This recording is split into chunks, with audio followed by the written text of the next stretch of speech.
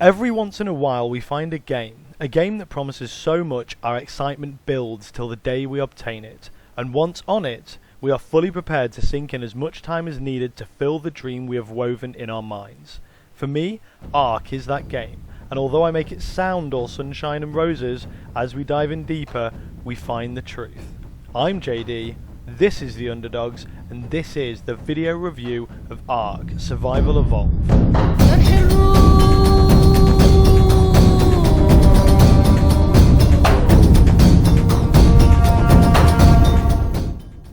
When you first play Ark, it appears that there is no story. You wake up on a beach, in your undies, and you have a strange tech thing in your arm, and that's all you're given. You can play hours on Ark, accomplish everything you want to do, and not know anything of the story at all. If you, however, do set your mind to find out the story, you can find chests around the island that grant you XP and open a page in a storybook. It tells of other story-based survivors that arrived on the Ark before. I have to say that I feel this in an open world survival game is probably the best way to tell a story, so points on the board for wildcard there. Without any major spoilers, it turns out that you and everything on the Ark are clones, which is why animals are not quite correct and they appear together even though the animals and humans in the story are from different time periods. It does go much deeper than this, however getting all the story in the game will take hours of toil, and it's not just chests and pages that give you the story. You'll have to defeat bosses on multiple Arks too for all the cutscenes.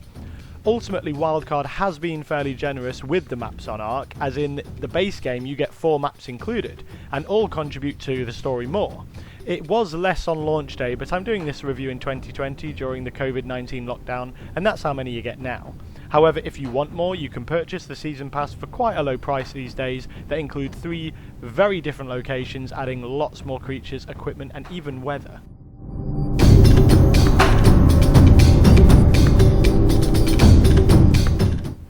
The gameplay in Ark is fairly solid. It works in a similar way to other survival games like Minecraft. Chop a tree, get wood, giggity, build a house, etc.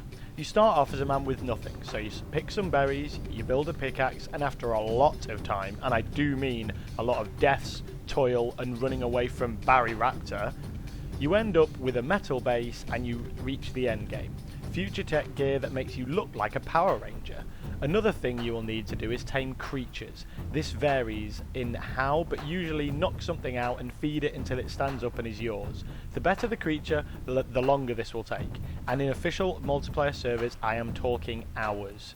This does feel satisfying though, on what you have achieved when you achieve it, so I do think it's a nice balance.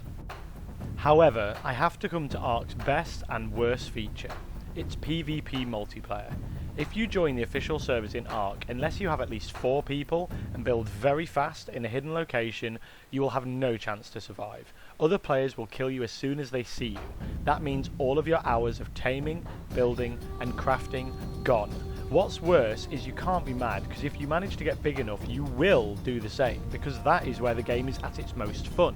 You have to understand that official servers run even if you are not online. So when you log out, your character will fall asleep and his body stays there, and other people can find you and your base and raid it whilst you're offline. When we played, we didn't kill any of the enemy's creatures if they didn't attack us whilst we were raiding them, but that is about as nice as it gets in Ark. The best way to play is on some unofficial servers or on your own private one that you'd have to pay for.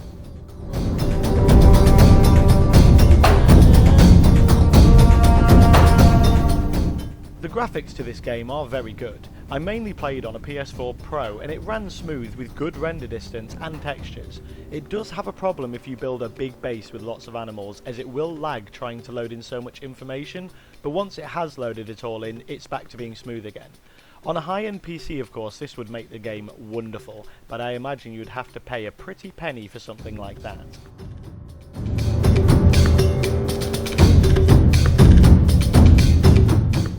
The controls are good in Ark. They utilise holding a button like L1, then pressing another to give more choice and versatility to your inventory. You can play in both first and third person, with emotes to use as well. They also use a whistle-based system to control your creatures, like to follow or stay, or set them to aggressive so they attack everything, or passive so they will just stand there even if they get hit. You can even set the camera to orbit or look behind you, just so you can see that T-Rex chasing you as you run.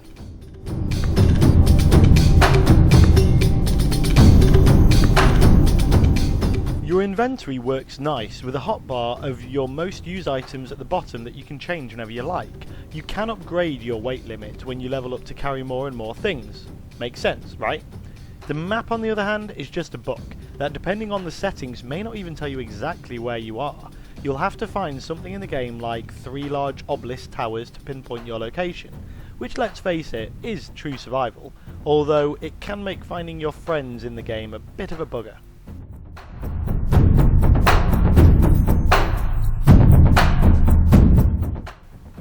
Whenever you do anything in Ark, you will gain XP. Picking from bushes, chopping a tree, hell, just standing still gets you XP, although extremely slowly. As you do things, you level up, and you get to choose 2 things. One is, where would you like to put a skill point? These are health, which is obvious, stamina, how far can you run, oxygen, don't bother, food, how long it takes to starve, water, weight, melee, movement speed, crafting speed, and fortitude. You get the idea. Every time you level up, you put a point into these, making it easier for you to survive. You also get to choose new things to learn and how to make them, in a skill tree. The higher the level you get, the more advanced things are. Bada bing, bada boom. You get the idea.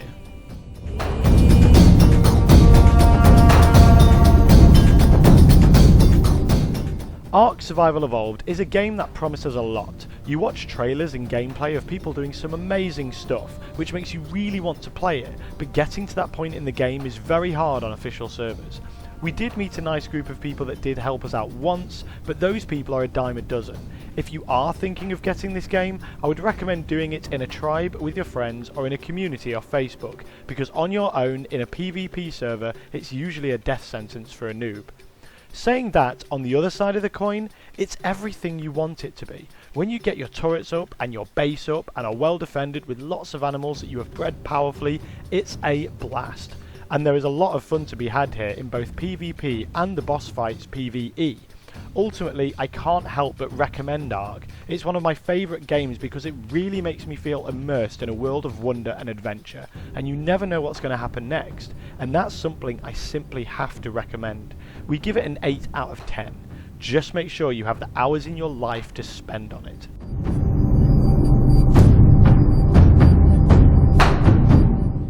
And that's our thoughts on Ark Survival Evolved. Be sure to like and subscribe, and let us know what you think in the comments below. Check out our website at www.theunderdogs.live, where we have our new merch store on there if you'd like to show support to the channel, and all profits go to better recording equipment for awesome videos. And a big thank you to our first followers. We are lucky to have you.